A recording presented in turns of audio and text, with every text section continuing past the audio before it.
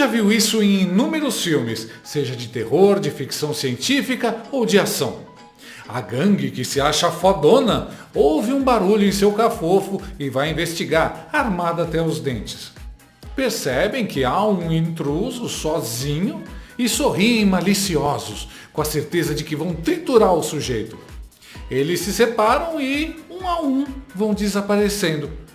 O invasor, que pode ser o Batman, o Alien, o Predador ou o Exterminador do Futuro, vai eliminando um a um, sem dó, até só sobrar a plateia, aplaudindo o final sangrento dos bandidos arrogantes. Foi isso que aconteceu esses dias na Globo News, quando os jornalistas achavam que iriam destruir o relator do PL da anistia e acabaram humilhados ao vivo, como eu nunca vi igual.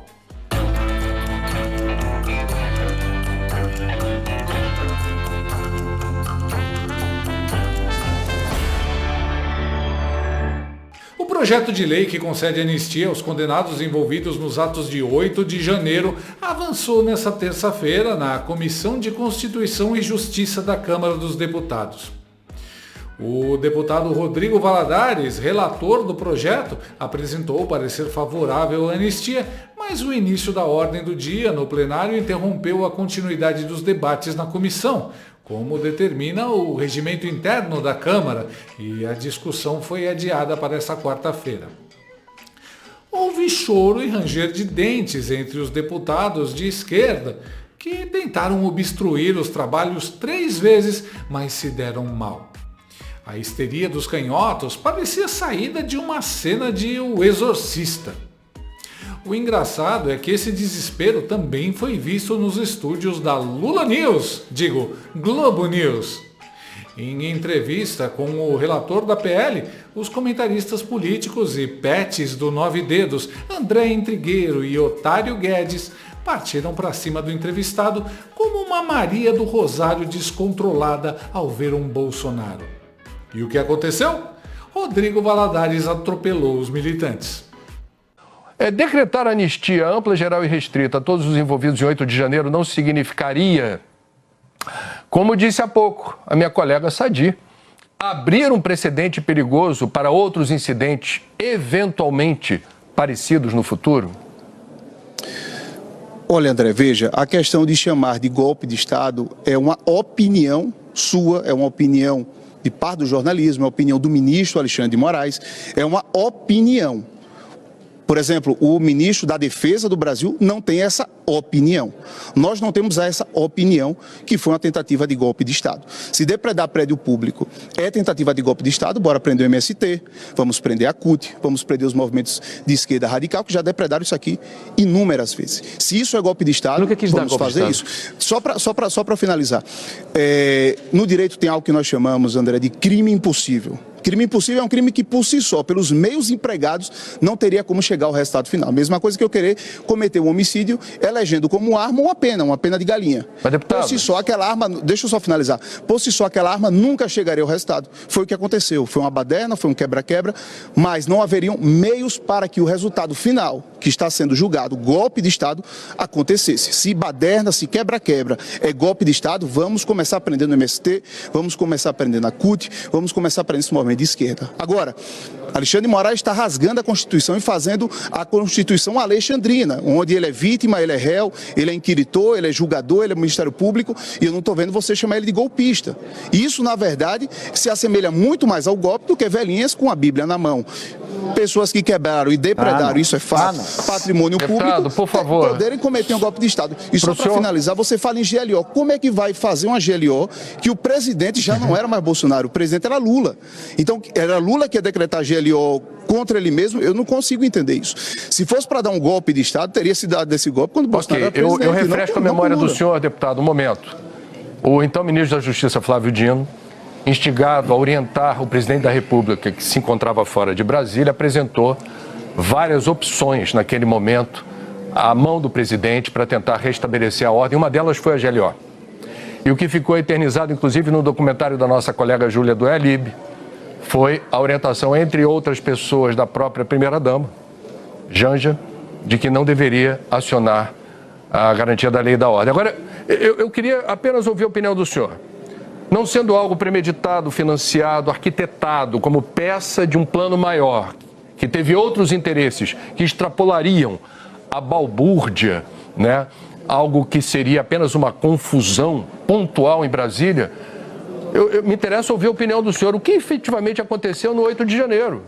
Como é que aquela turba se reuniu ali naquele dia, naquele horário, naquele lugar, inclusive protegido pelas forças do Exército naquele instante, para seguir em direção à sede dos três poderes e fazer o que fez?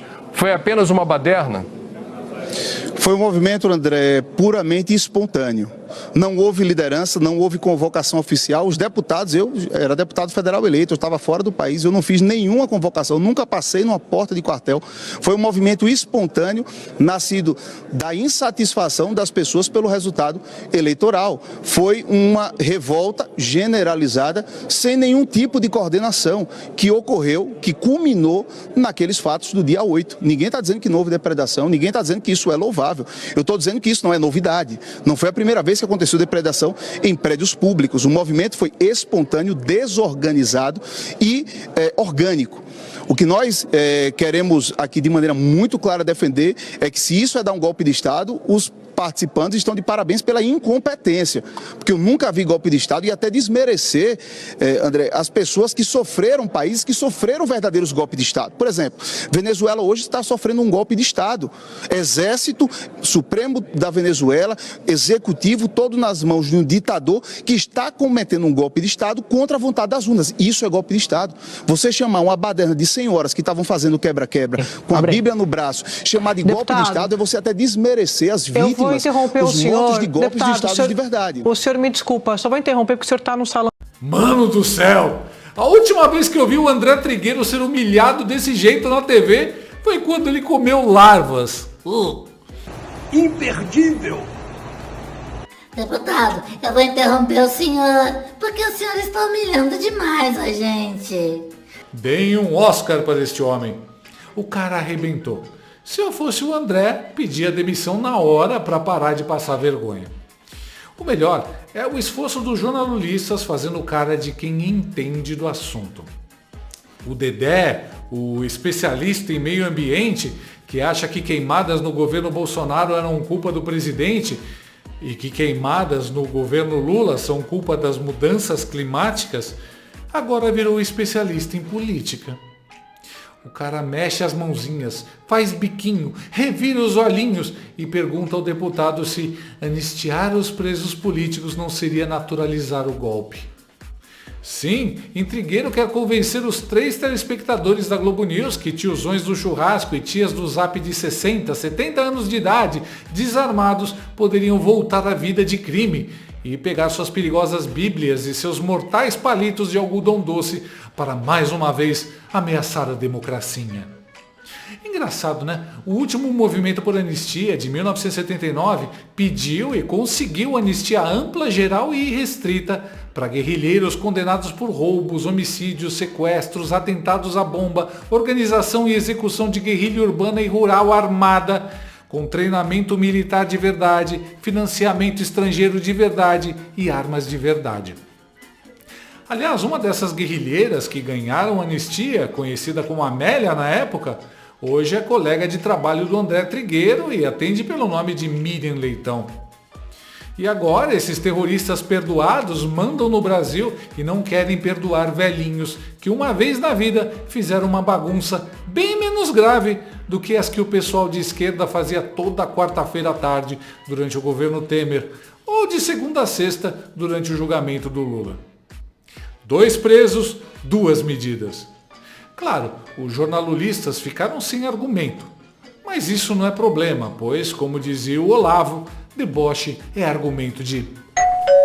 E aí o otário Guedes tentou vir com deboche. O senhor está falando bastante em pacificação. Então pacifica o meu coração que eu estou com medo de a igreja. O senhor já viu velhinha de Bíblia na mão tentar explodir caminhão, descer de rapel e atirar pedra em policial que está no cavalo? Olha, João, não fica com medo de ir para a igreja não. Se quiser, você pode ir comigo. Nós vamos juntos. Eu congrego aqui em Brasília, inclusive. Você é o meu convidado. Mas veja, você não pode pegar fatos, a exceção você não pode utilizar, a exceção como regra. Nós temos mais de 2.600 pessoas que foram presas naquele dia. As 2.600 estavam colocando bombas? Não.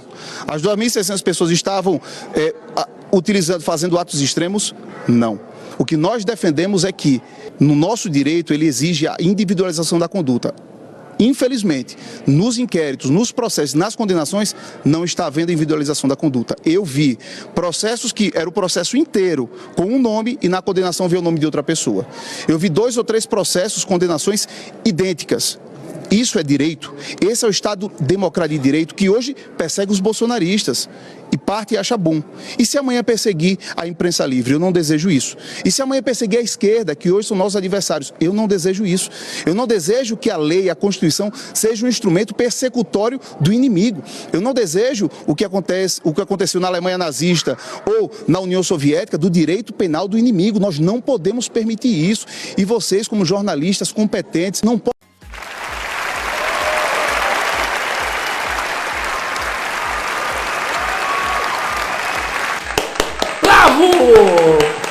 Tentou debochar, mas se esqueceu de argumentar.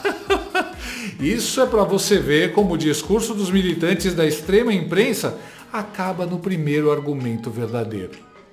A lei precisa ser cumprida conforme o ordenamento jurídico, seja para o Chico ou para o Francisco. Que comentário mais infeliz do jornalista. Mas numa coisa eu concordo com ele.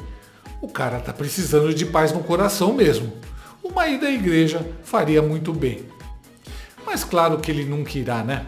Primeiro porque o Otário Guedes debocha e tem nojinho de cristãos faz tempo. Segundo porque, na verdade, o medo dele de ir à igreja é porque ele tá com o capeta de 9 dedos no corpo e tem medo de ser exorcizado. Os pets do Lula chamaram o Rodrigo Valadares pensando que iriam passar meia hora ridicularizando o deputado e o chamando desses insultos tamanho único e sem imaginação da esquerda, tipo negacionista do golpe. Deram um tiro no pé. Ficaram cara a cara com um sujeito preparado, que conhece do assunto e que, mais importante, tem a verdade a seu lado. E não tem narrativa feita por petistas que sobreviva aos fatos. Aliás, a arrogância é um traço de personalidade de petistas em todos os lugares, inclusive na redação da Globo News. O problema é que essa arrogância deles não é fruto de conhecimento, do cara que se acha bom demais porque realmente se preparou demais. A arrogância dos petistas André Intrigueiro e Otário Guedes vem da ignorância. É o bobão que não estudou, não conhece as dimensões do assunto, mas acha que vai matar no peito e ganhar a discussão só usando palavras de efeito e fazendo pose de superior. Acabaram humilhados em seu próprio território, na frente do pouco público que sobrou. Podia ser o Alien devorando, podia ser o Batman, podia ser o Exterminador do Futuro, mas era o Rodrigo Valadares, que não só demonstrou que os presos políticos são inocentes, como também provou que André Intrigueiro e Otário Guedes são culpados dos crimes de burrice, estupidez e desonestidade. E para a burrice, a vida não dá anistia. Olá, aqui é Miriam Leitosa do Lorota News. Entenda como é bom a inflação alta para quem precisa tirar umas férias sem data para voltar para a bendita CLT. Entenda como é bom a inflação alta para reduzir a desigualdade e deixar todo mundo pobre e fudido. Entenda como é bom a inflação alta para ter um estilo de vida alternativo como nômade digital, mas sem a parte digital. Gostou desse vídeo? Então inscreva-se no canal, comente, curta e compartilhe com seus amigos. Não gostou? Compartilhe com seus inimigos. Até o próximo vídeo, se o mundo não acabar antes. Por hoje é só.